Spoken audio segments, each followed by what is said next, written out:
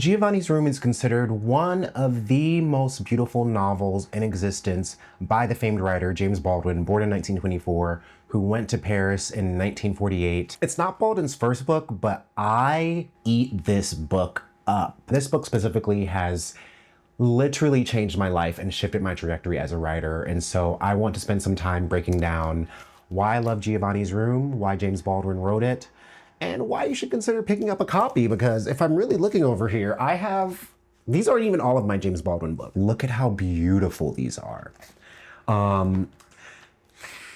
Oh, this smells so good. This is from the Library of Congress, but this is the copy that I'll be reading from. I feel like it's a pretty classic James Baldwin copy. People love putting photos of him on his books. Giovanni's Room is a book by James Baldwin that was published in 1956. It wasn't his first book. He was fleeing the gray area of his relationship with his girlfriend slash potential fiance, and David goes to Paris to spend time where he meets an enigmatic and enticing barman named Giovanni. And the two men have a sordid romance, entrapped in Paris, entrapped in Giovanni's room, restricted by all of the illusions of masculinity and boundaries that David puts upon himself. And of course, as you heard, the book ends in tragedy. Why don't you just want to get away somewhere and sit down and write your books? Why don't you want to do that? Because I'm better than that.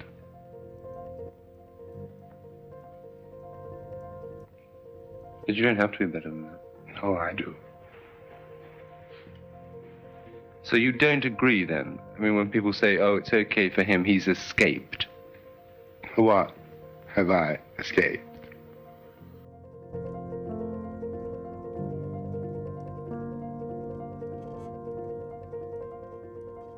But I want to read some of this introduction. So Colm Tobin, a writer, wrote this. In November 1948, at the age of 24, James Baldwin moved to Paris, where he would soon meet and fall in love with a young Swiss, Lucien Happersberger. In the winter of 1951 and 1952, while staying in Switzerland with Happersberger, Baldwin completed his first novel, Go Tell It on the Mountain, which was published early in 1953. Over the next 2 years, living mainly in France, he worked on his second novel, Giovanni's Room. Some of the atmosphere in Giovanni's Room came from close observation and experience, as Baldwin made clear in an interview in 1980. He spoke of using some of the people he met. We all met in a bar. There was a blonde French guy staring at a table. He bought us drinks. And 2 or 3 days later, I saw his face in the headlines of a Paris paper. He had been arrested and was later guillotined. I saw him in the headlines, which reminded me that I was already working on him without knowing it. In that interview, Baldwin also stated that his book was not so much about homosexuality. It is what happens if you are so afraid that you finally cannot love anybody. Giovanni's Room is a novel about a young American named David. And that isn't necessarily a spoiler that it ends in tragedy, because it's literally the open lines of the book, but it feels like a spoiler, so I have to acknowledge that. But some of the key points in Giovanni's Room are David's struggle. He reflects on his life and his current state of despair. He's unsure of who he is, what direction he's going in.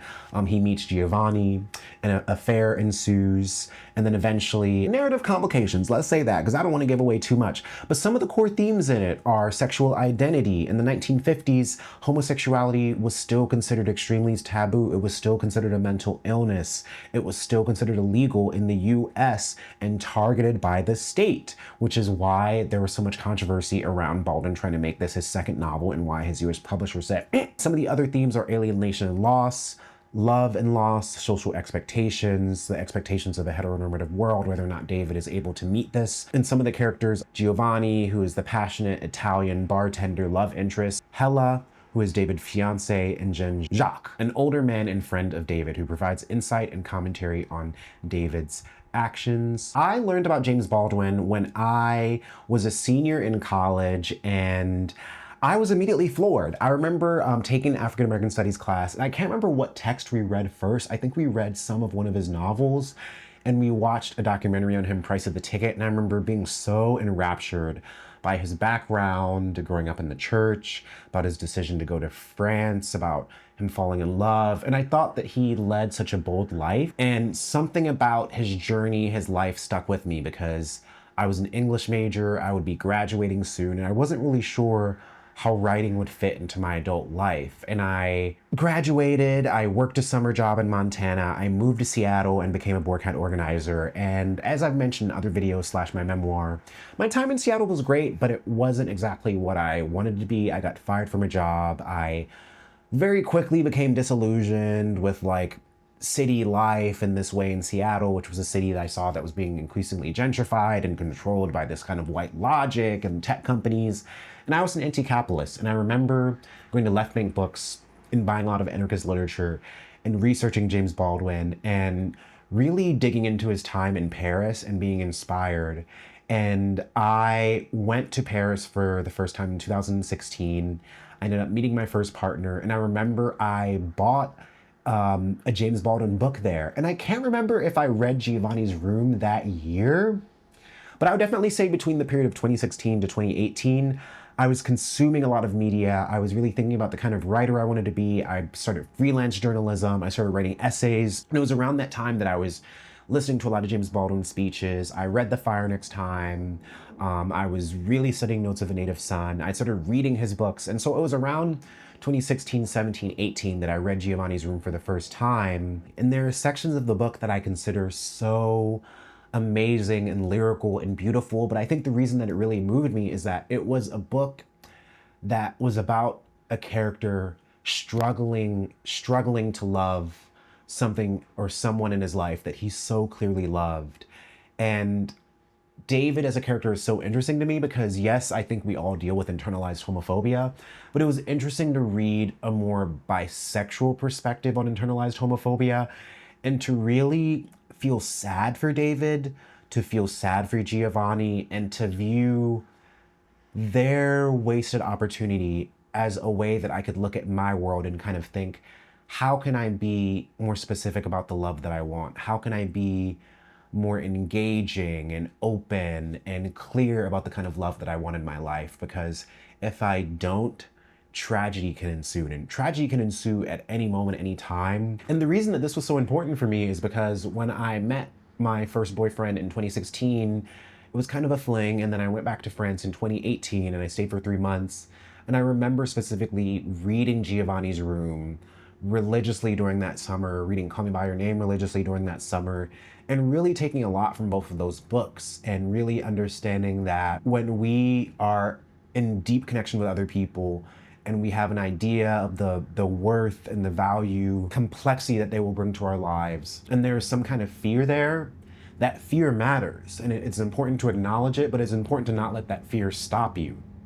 And I think romance is such an interesting and vital genre when we look at this philosophical conundrum of what are we prepared for and what do we think we're prepared for, and how does love factor into this dangerous game of knowing ourselves or not knowing ourselves, of wanting to reveal ourselves / not wanting to reveal ourselves to other people.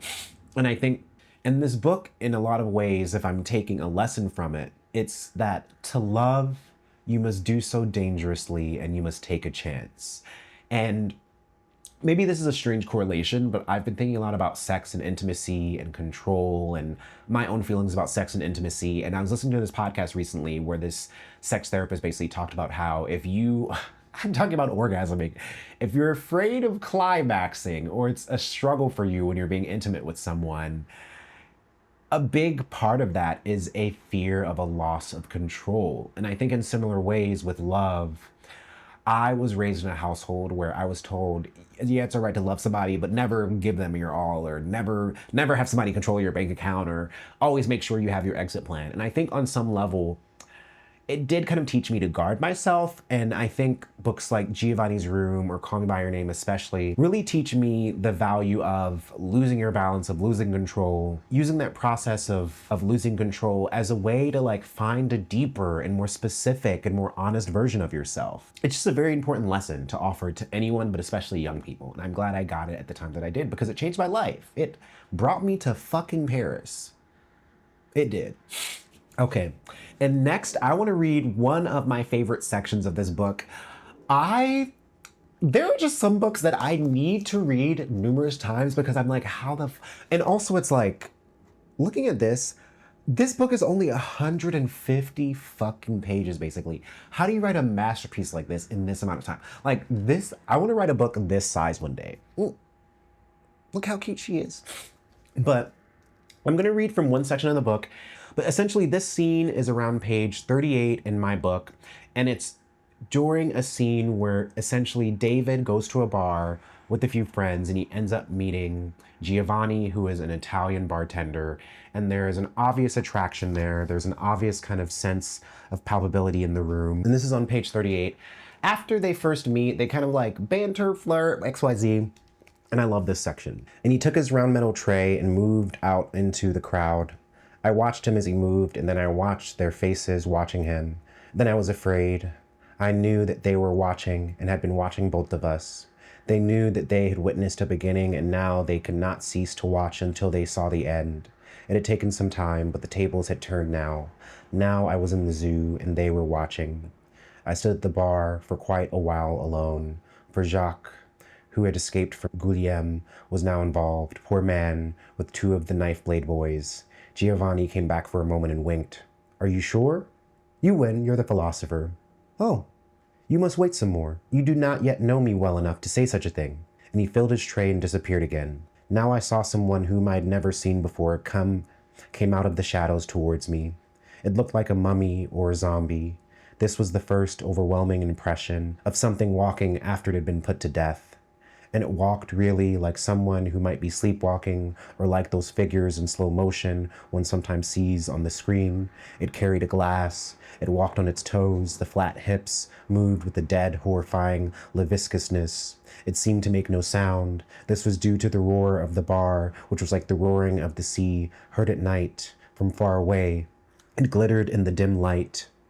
The thin black hair was violent with oil, combed back, hanging with bangs. The eyelids gleamed with mascara, the mouth ragged with lipstick. The face was white and thoroughly bloodless with some kind of foundation cream. It stank of powder and a gardenia-like perfume. The shirt, open coquettishly to the navel, revealed a hairless chest and a silver crucifix. The shirt was covered with round, paper-thin wafers, red and green and orange and yellow and blue, which stormed in the light and made one feel that the mummy might, at any moment, disappear in flame. A red sash was around the waist. The clean pants were surprisingly somber gray. He wore buckles on his shoes. I was not sure he was coming towards me, but I could not take my eyes away. He stopped before me, one hand on his hip, looked me up and down and smiled. He had been eating garlic and his teeth were very bad. His hands, I noticed, with an unbelieving shock, were very large and strong. Eh bien, he said.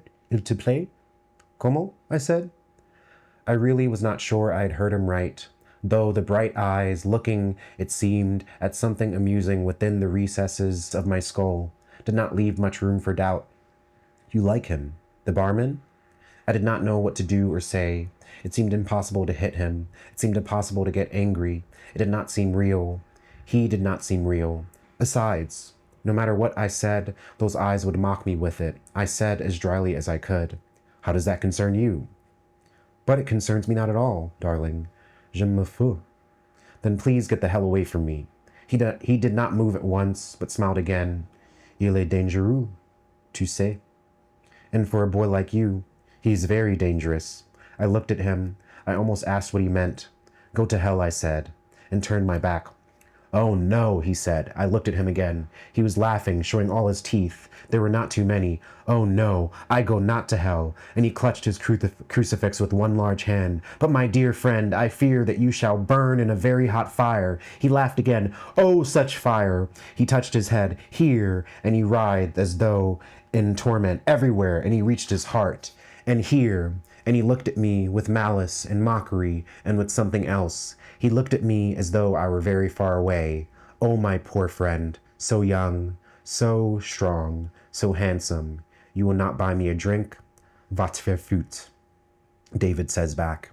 His face crumpled in the sorrow of infants and of very old men. The sorrow also of certain aging actresses who were renowned in their youth for fragile, childlike beauty. The dark eyes narrowed in spite.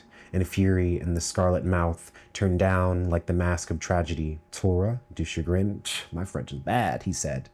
You will be very unhappy. Remember that I told you so. And he straightened as though he was a princess and moved, flaming, away through the crowd. Like, what do you say to that? What do you say to that? What do you say? What do you say? What do you say? When I read this, line level, lasciviousness, the alliteration is off the charts. The beauty of the words on the line level, the phrases he uses, the words he uses. Also, I think rereading this scene again, it's very much a foreshadowing. And I love that opening part of it where David has been flirting with Giovanni, and when Giovanni walks away, he notices people watching them. He's internalizing like this sense that he's done something wrong. He feels like he's in a zoo. And then this internal fear manifests as this physical thing in the space. And this is why, like, it's interesting that this isn't a Black character, but because it's a Black author, I view this moment as surrealist. I wouldn't really necessarily describe it as Afro-surrealist, but the surrealism in it is so moving. I mean, to fear being watched, and then to also know that Giovanni will eventually pass at the end, and then to have their first meeting be interrupted psychologically by this dead zombie thing. And it's like, is the zombie Giovanni or some iteration of a lover scorned like Giovanni? Or is the zombie David? The life unlived, the life unexplored, the mask not taken off. And so when I read it, it's just like, how could you not fucking love this? If you haven't read it yet, read it. It's a short read.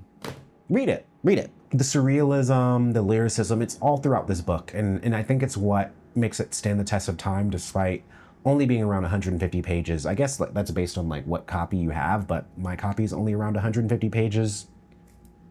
Absolutely beautiful. For the next part of this video, I want to break down a little bit more about what James Baldwin was considering when he was writing this book, and I want to bring in two different examples that kind of contextualize what he was doing. An interview by Ocean Vuong that's with The Strand. I'll insert the clip here if I can, but Ocean Vuong basically says he wrote the novel On Earth We're Briefly Gorgeous, which came out a few years ago, with the intention of having sex and consummation between queer characters not be a plot point, but rather the queerness and the attraction being an atmosphere that you enter, a space that you move through. And it's such a beautiful interview and such a beautiful book. I knew right away that sex and further desire was going to be a large factor of the book. And when I started to embark on being a novelist, I read the craft books, and they told me that I need conflict, I need destruction, I need the plot to move along, I need plot points. The way sex is treated and desire is treated in a lot of novels is as a plot point. Either we orchestrate people who want to possess each other, or they fall in love and they possess each other in order to do X, Y, Z. They propel the story forward. They were thresholds. And I think as a queer person, often we feel desire that society and our family tell us that we shouldn't feel. And you can walk by that person. You could pass them on the street or at a reading, and you would never know. You would think they're just sitting there. But when that person looks at something that they want and they're not supposed to want, there's a whole hurricane of feeling inside them. And I think I wanted to turn desire and sex not as a plot point, but a climate, to turn that into a weather. And part of that is a refusal to move on. Often in sex, particularly in coming of age novels, when you achieve it, it's the next step. It's a moment prerequisite to something else. But queer folks, we very rarely have modes. We never have instruction manuals. We don't have the talk, from our parents about the birds and the bees. And so a lot of our way towards desire is also a way towards self-knowledge. both on a psychological level, but on an anatomical level. We learn on the fly. And I wanted to have and honor that tradition of learning through failure. Because I think in this country, we shame failure. When people fail, we cast them aside. But for queer folks, failure becomes a necessary praxis towards success. So we fail forward. And I think I wanted the book to keep returning to failure until it triumphs in the sight of its fumbling, which is what being queer feels like to me. And it makes me think a lot about the intention of this scene, which is to show David and Giovanni naturally vibing. And then once David is alone, his fear steps in, his sense of isolation steps in, his heteronormativity steps in. And so does this mystical being that's trying to warn him as well. And in some ways, I think you can read the mystical being as a manifestation simply of his heteronormativity, his internalized homophobia. And I think it's just a really beautiful and moving depiction of what that is. But next, I want to dig into, it's called The Last Interview with Richard Goldstein. It's an interview that James Baldwin did, where part of it, he talks about why he wrote Giovanni's Room. In it, Goldstein says, "When I consider what a risk it must have been to write about homosexuality when you did," Baldwin responds, "You're talking about Giovanni's Room. Yeah, that was rough, but I had to do it to clarify something for myself." Goldstein, "What was that?" Baldwin, "Where I was in the world, I mean, what I'm made of. Anyway, Giovanni's Room is not really about homosexuality. It's the vehicle through which the book moves. Go Tell It on the Mountain, for example, is not about church, and Giovanni's Room is not really about homosexuality. It's about what happens to you if you're afraid to love anybody, which is more interesting than the question of homosexuality. But you didn't mask the sexuality? No. And the decision alone must have been enormously risky." Baldwin says, "Yeah, the alternative was worse." Goldstein responds, "What would that have been?" "If I hadn't written the book, I probably would have stopped writing altogether." Goldstein, "It's that serious?" Baldwin, "It is that serious. The question of human affection, of integrity in my case, the question of trying to become a writer are all linked with the question of sexuality. Sexuality is one part of it, and I don't even know if it's the most important part, but it's indispensable." "Did people advise you not to write the book so candidly?" "I didn't ask anybody," Baldwin says. "When I turned the book in, I was told I shouldn't have written it. I was told to bear in mind that I was a Negro writer with a certain audience and I wasn't supposed to alienate that audience, and if I published it, it would wreck my career." Goldstein goes on to say, "Do you think your unresolved sexuality motivated you at the start to write?" Baldwin responds, "Yeah. Well, everything was unresolved. The sexuality thing was one of the things. It was for a while the most tormenting thing, and it could have been the most dangerous." "How so?" "Well, because it frightened me so much." And then Goldstein goes on to say, "I don't think straight people realize how frightening it is to finally admit to yourself that it is going to be you forever." Baldwin says, "It's frightening. It's very frightening. But the so-called straight person is no safer than I am, really. Loving anybody and being loved by anybody is a tremendous danger and a tremendous responsibility.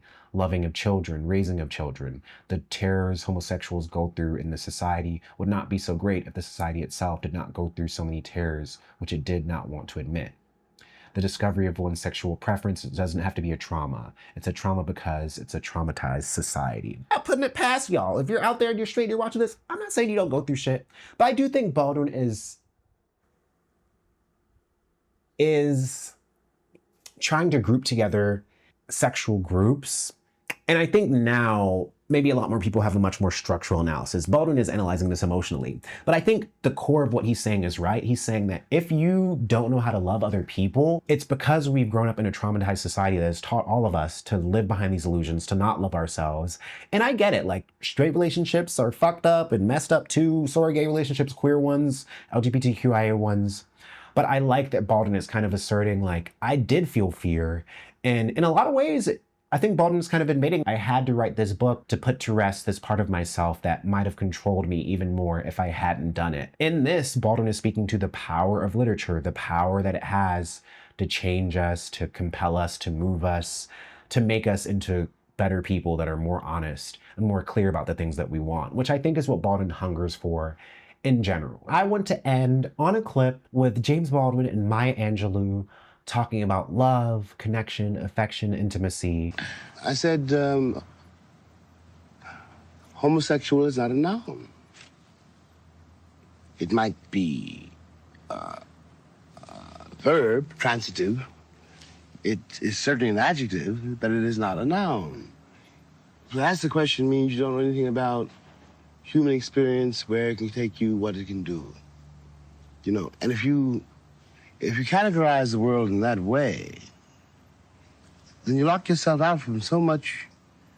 I know boys, I swear to you, sweetheart, I know cats, I'm talking about white cats now, too, football player types who went on the needle, and then finally died because they're afraid somebody will call them a faggot. Well, all I know about human life, I don't know much. Less and less. Yes, when I was young, I knew a lot. Now I don't know nothing, which is a great relief. But, but I don't know, all I know about human life is if I love you, I love you. And if I love you and duck it, I die. Exactly. I really want to thank everyone who's been watching my videos. If you haven't read Giovanni's Room yet, I highly, highly recommend you check it out. It's a beautiful book.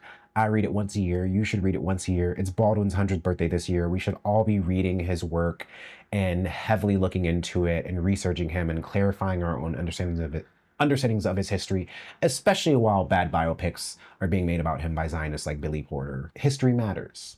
How we read it matters, and how we savor the people that we claim that we love matters as well.